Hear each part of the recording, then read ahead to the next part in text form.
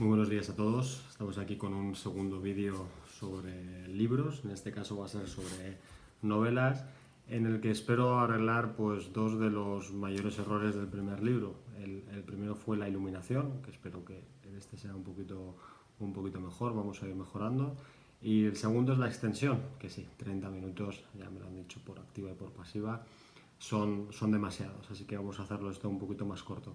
En este caso voy a hacer caso de un consejo que me dio un amigo, gracias Alberto por el tip, de hacer un libro no solamente sobre las lecturas que haya tenido en el año, sino lecturas en general que me hayan gustado. Y como me gusta mucho enseñar el libro en concreto, el libro físico, lo que he hecho es coger de los libros que tengo aquí en mi biblioteca de Zúrich, los libros que más me han gustado y lo he dividido por autores, de tal manera que me dé un poquito de margen de hablar de cada uno del autor, hablar de los libros que tengo aquí, de algunos que no tengo y también incluso de alguno que no me haya gustado tanto del autor. Vamos a empezar con uno de mis autores favoritos, que además está tristemente fallecido, que es Carlos Ruiz Zafón.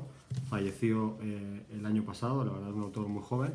La historia de este hombre es increíble, porque es un hombre que cuando se hizo famoso tenía ya 3 o 4 libros publicados, pero la verdad es que sin pena ni gloria. Y consiguió el estrellato de la noche a la mañana y con el boca a oreja, incluso antes de la época del internet masivo y de campañas de marketing. Gustó mucho su obra más conocida, que es La sombra del viento, que es su saga emblemática. De hecho, los dos libros que tengo aquí y que os recomiendo absolutamente los dos son El juego del ángel y El laberinto de los espíritus, que es el que cierra la obra. Son absolutamente maravillosos, tanto en la historia en sí o las historias, porque va evolucionando. Hay algo central, que es la biblioteca de los libros olvidados, que es este concepto maravilloso que él inventó de todos esos libros olvidados por todos los lectores y que están esperando a que alguien venga a rescatarlos y les vuelva a dar vida, que es, para el que le gusten los libros y la lectura, pues es un concepto increíble y creo que bastante original en el planteamiento más que en la idea, pero cada libro es totalmente distinto,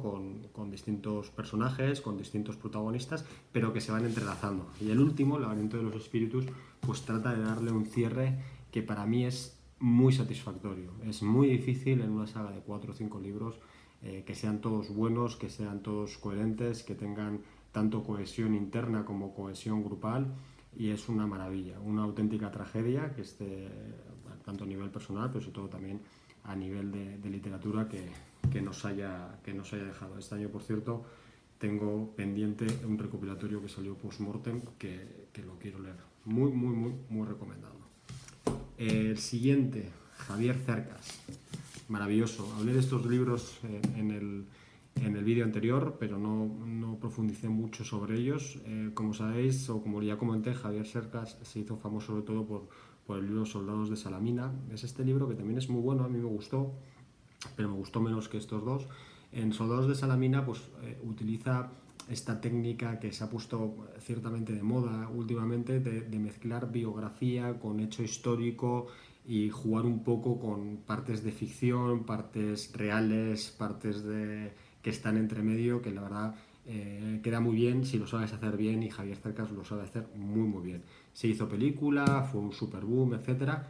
Me gusta mucho ese libro, Soldados de Salamina, pero creo que tanto La velocidad de la luz como Las leyes de la frontera son bastante superiores. Los dos están ambientados en los 80, uno en Barcelona y otro entre Barcelona y Estados Unidos, pero son de temáticas totalmente distintas, ¿no? La velocidad de la luz es un profesor de universidad, ahí juego un poco también con los temas de las partes realistas y partes noveladas del libro, que viaja a Estados Unidos porque les será una oportunidad y tiene como compañero a un ex veterano de Vietnam. Es muy raro escuchar o leer autores españoles hablando de ese tipo de temas, y la verdad es que el libro lo devoras en 2 minutos y es increíble. Es muy, muy, muy, muy, muy recomendable. El otro, Las leyes de la frontera, también está ambientada en los 80, pero no tiene nada que ver la temática. Es de 3 jóvenes que se conocen en la Gerona, en la Barcelona de aquella época, y evolucionan de maneras muy distintas, ¿no? De hecho, 2 acaban en la cárcel y el tercero pues acaba haciendo una novela, una historia sobre uno de ellos, que es uno de los delincuentes juveniles históricos o emblemáticos o mitológicos en la novela, ¿no? Lo que sería una especie como de litri o algo por el estilo. Muy, muy, muy, muy recomendable. Es curioso que los dos autores hablan mucho, o en parte de sus novelas, de la guerra civil, que es un tópico que a mí me interesa bastante poco, supongo por la saturación cuando éramos jóvenes de películas al respecto, pero curiosamente en ellos no solamente no molesta, sino que al revés, queda muy bien, y la verdad es que son dos autores que hay que tratar de leer todo lo que se pueda sobre ellos.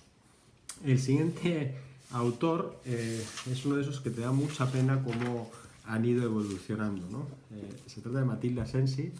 Aquí tengo Jacobus, que Jacobus es una especie de thriller histórico, como lo llamo yo. Es una especie de mezcla entre El 8 de Catherine Neville, otro novelón bestial, y Los pilares de la tierra, ¿no? Es pues misterios, investigación, acertijos, todo increíblemente bien hilvanado dentro de lo que es la Edad Media, y es interesantísima la historia. A la gente le gusta más El último Catón, que es el más conocido. A mí personalmente me gustó más me gustó más Jacobus. También me gustó uno que hizo por aquella época, un poquito más tarde, que se llama El Salón de Ámbar. Muy bueno, muy cortito, muy interesante, y a partir de ahí, para mí, Matilde Asensi cae en picado, y todo lo que hace después pues no tiene nada que ver, ¿no? Peregrinatio es una especie de libro extrañísimo que trata de ser muchas cosas y no es ninguna, y la gran decepción final para mí pues es intentar hacer la segunda parte del Catón, del último Catón, que es El regreso del Catón. No tiene ni la gracia, ni el interés, ni la fuerza original. Destroza para mí lo que es una protagonista súper interesante, y esto te demuestra que la falta de originalidad pues no solamente la vemos en Hollywood, sino que desgraciadamente también algunos autores la sufren. De todos modos, el que tuvo retuvo, y seguro que puede recuperarse con más novelas. Autor polémico, por muchas razones. Arturo Pérez Reverte. Confieso que a mí me gusta bastante más el Arturo polemista, articulista, porque es las dos. Él tiene su personaje, lo ha reconocido muchas veces, que es el que escribe los artículos, que no tiene nada que ver con el Arturo real ni con el Arturo de los libros. A mí me gustan mucho sus artículos, los leo, me hacen bastante gracia, la verdad. Es bastante satírico, irónico, tira con todo, y la verdad que está bastante bien. Me gustan mucho sus primeros libros, que son los, digamos, más inocentes o más espontáneos. La sombra del águila, que es muy cortito, la verdad es que es desternillante, muy ambientada en la historia española, que es uno de los temas que más le gustan y que más dominan, y luego ha ido evolucionando. La verdad es que su carrera literaria es muy extensa, ha escrito bastante, tiene de todo. Yo aquí no tengo demasiados libros, pero tengo dos que ilustran un poco lo bueno y lo malo de él. Uno es la saga del Capitán Aletriste. Aquí tengo el último, que es El puente de los asesinos. A mí me encantan todos los libros de la saga del Capitán Aletriste, súper entretenidos, súper amenos, literatura fácil, muy bien ambientados históricamente, que es uno de los fuertes del autor, y muy agradable de leer, ¿no? Si creciste con Los Tres Mosqueteros, etcétera, pues este tipo de libros, que ya lo hizo muy bien también en el Club Dumas, te van a gustar, ¿no? Muy, muy, muy entretenido. El primero además lo escribe a la sazón con su hija, lo cual es un detalle muy bonito. Y luego tenemos otros libros, como por ejemplo El asedio, que también le dedicó bastante tiempo, es El asedio de Cádiz, que es bastante aburrido, la verdad. Quizás tenga su valor como, no sé, desde el punto de vista histórico, desde el punto de vista de investigación, pero como novela, de este tipo de historias que son como thrillers, que son como detectivescas y demás, no tiene punch, no tiene garra para mí. A mí no me gustó demasiado. Arturo Pérez Reverte tiene una frase muy buena que yo creo que es muy importante cuando te pones también a escoger lecturas, ¿no? Él la comentó desde el punto de vista de escritor, ¿no? Ella es un hombre que ronda, creo, a los 70 años o lo supera, y en una entrevista de hace 3 o 4 años comentaba que él tenía que ser cuidadoso con lo que tenía que escribir o lo que iba a escribir, teniendo en cuenta que tarda bastante en documentarse, que puede tardar entre 3 y 4 años en escribir una novela, que yo creo que por eso ahora está haciendo sagas como los de Falcó y demás, que le llevan menos tiempo, y la esperanza de vida que tiene un ser humano, pues no podía equivocarse mucho en los temas y no podía equivocarse mucho en las novelas a escribir, porque no le iba a dar tiempo en vida a escribir lo que quería escribir, lo cual es un consejo buenísimo para escritores, pero también para lectores, teniendo en cuenta todo lo que se publica al año y la capacidad que tenemos de leer anualmente. Hay que tener bastante cuidado con lo que se lee. Yo me acuerdo que siempre que planifico lo que voy a escribir, lo que voy a leer durante el año, que luego se va modificando, tengo bastante presente ese mensaje porque me parece muy acertado. Vamos con más autores polémicos, aún más que Arturo Pérez Reverte. Michael Houellebecq. Es el enfant terrible de la literatura francesa. A mí me encanta, es un bestia y es un animal escribiendo en todos los sentidos. Cualquier cosa que escriba me parece interesante. Es un poco Woody Allen, en el sentido que Woody Allen hace muchas películas, algunas son maravillosas y otras son un poco alimenticias, que parece que le toca hacerlas y que no tienen tanto cuidado a la hora de ejecutarlas. Yo creo que Houellebecq es un poco así, y de hecho los dos libros que tengo de él aquí van un poco en ese sentido, ¿no? Por un lado está Sumisión, que es un libro maravilloso, habla sobre la posibilidad de que un partido político musulmán los hermanos musulmanes llegaran al poder en Francia. La verdad que él, cuando lo escribió, que yo creo que es 2014, 15, algo por el estilo, fue una auténtica revolución. Le llamaron de todo, provocador, agitador, etcétera.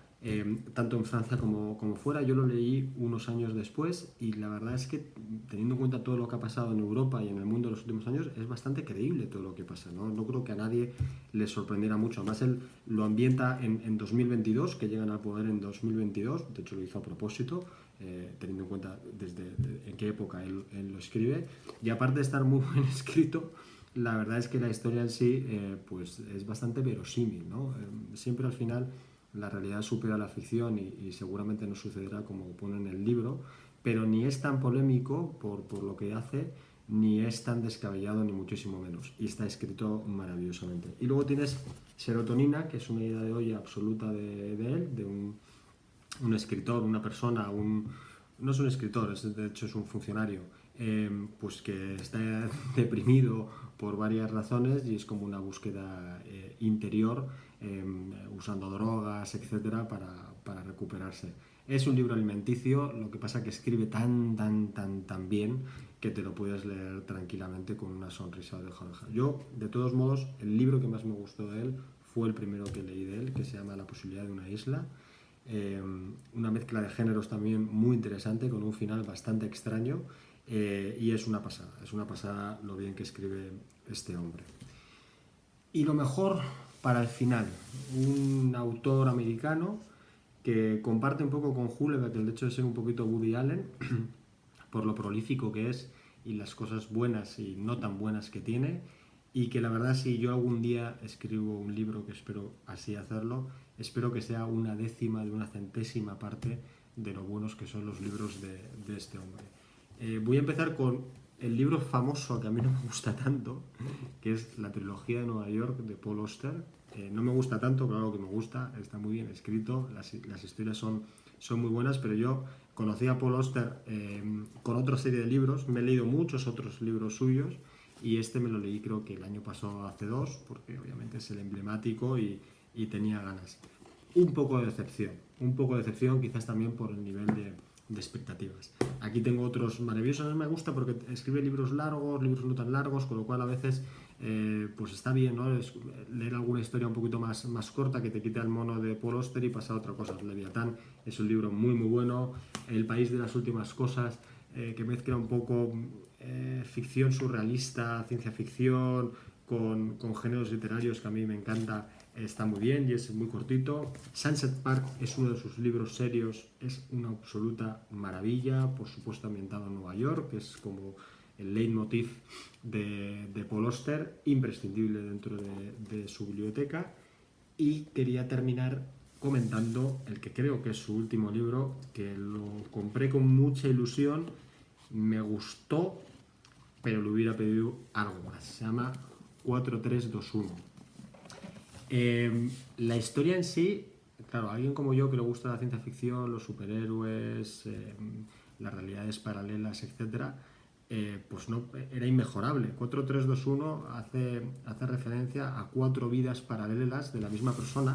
El libro empieza con un protagonista y en un momento dado de la historia, al inicio, pues se divide en 4, en función de distintas posibilidades o de distintas cosas que hace, de distintas decisiones que toma en su vida. Es un poco aquellos libros que leíamos de jóvenes, por lo menos los de mi generación, de Elige tu propia aventura, y en función de lo que hacía el protagonista ibas a una página a otra. Pues es lo mismo hecho en literatura y escrito por Paul Auster. Obviamente es muy interesante, pero como estas cosas son difíciles de cerrar y yo creo que se aleja un poco del género que él suele hacer y va un poco hacia la ciencia ficción, hacia temas que quizás no controle tanto, no es una obra que cierre del todo bien. No es una obra que acabas teniendo esa sensación de wow, he leído algo absolutamente increíble. Disfrutas mucho leyéndola, por supuesto, porque está muy bien escrita y todas las historias, las 4, son interesantes con sus altibajos, pero está muy bien. No te pierdes salir de una a otra, que es una de las dificultades cuando haces este tipo de cosas. Es muy fácil regresar cuando va cambiando de capítulo, porque los va intercalando, obviamente, a lo que era la historia de los otros personajes, pero el final es un poquito agridulce. De todos modos, a Paul Auster se le perdona todo. Y para terminar, y para contradecirme a mí mismo, voy a hablar de un libro que me mira siempre en la biblioteca, siempre que paso, además tengo que pasar porque está la biblioteca antes del dormitorio, y sé que me mira y sé que me dice no has podido conmigo. Es un libro de Thomas Pynchon, o no sé cómo se pronuncia, que se llama Contraluz. Lo tengo desde hace muchos años, aquí podéis ver Círculo de Lectores, que ya ha desaparecido, y me lo compré porque en aquella revista de Círculo de Lectores lo ponían como uno de los autores emblemáticos de la literatura americana. Paul Auster es otro de ellos, y lo ponían tan bien que dije, vamos a por ello. Tiene, creo que son, sí, mira, 1400 páginas. Creo que no llegué ni a 100, lo cual es bastante raro, porque tengo bastante orgullo para los libros y yo creo que la educación que me dieron va un poco en ese sentido, de no dejarlo sin leer. Y por eso me lo he traído por todas partes. Este libro ha viajado conmigo desde Bilbao, donde lo compré, a Madrid, a Ginebra, a Curazao, vuelta a Zúrich, y ahí se queda en la biblioteca. No puedo prometer que me lo leeré alguna vez, pero sí que lo quiero utilizar como recordatorio de lo que decía Arturo Pérez Reverte, de que hay que saber escoger bien las lecturas, porque hay mucho y muy bueno por leer y no hay que perder el tiempo con lo que puede ser bueno, pero que no se adecua a uno. Espero que os haya gustado el vídeo. Un saludo.